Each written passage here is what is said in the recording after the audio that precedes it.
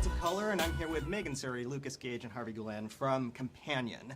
Hello. Hi guys, how are you? How are you? Good, Great. thanks. First things first, I can't say thank you enough for the time that Stop. you're spending with me, so I brought you all Oh my your own very... Thank you. Wow. Oh my god, I love That's it. so Thank you so much. Thank you. Yeah, Team Companion, right? I'm obsessed. Thank you. Yeah, and So it's good. oversized too. Let's go. Love it. So, if I may, Harvey and Lukas, I'd like to start with you guys. You know, I think it's kind of great that there's so much beauty in your relationship in this movie. And the healthiest relationship in this movie happens to be an LGBTQ one as well, which I freaking love at a time like this as well. Can I ask you both, can you talk about the challenges of what it's like to portray a healthy relationship in a movie set amidst the backdrop of so many toxic ones? It was great to do something that we don't usually see on screen, you know?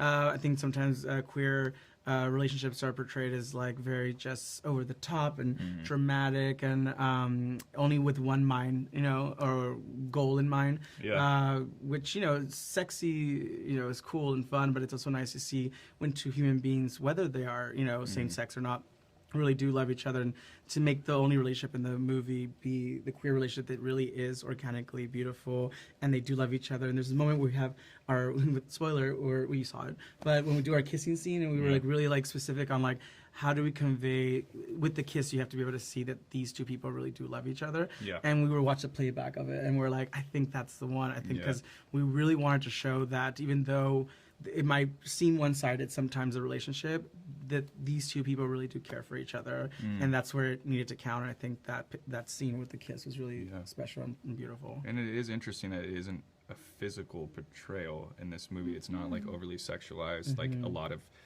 you know, stereotypical ones that we see on screen. It is really tender, and it's really organic and full of love and care, and they really love each other. Yeah, which makes it even more, without giving anything away, to see how the outcome of the whole movie is. Yes. It makes it a little more sad and tragic. Yeah. It does. Yeah. And, you know, I loved it, honestly. It felt real to me, and I think everything that you said about love, the lines that that Patrick says, they're just beautiful. Oh. Megan, if I can go to you next, I think one of the things that I love about Kat is that what we see is not exactly what we get. There's so much bubbling underneath that surface there.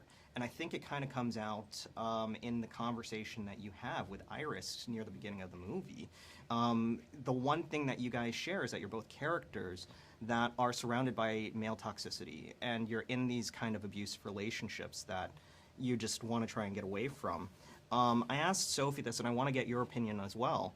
At a time when we are seeing a lack of respect for women and their rights right now, I think that this movie couldn't come soon enough.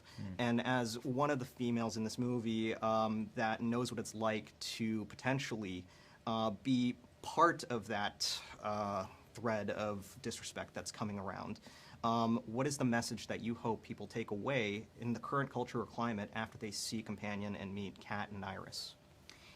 Wow, that's such a big, important, loaded question.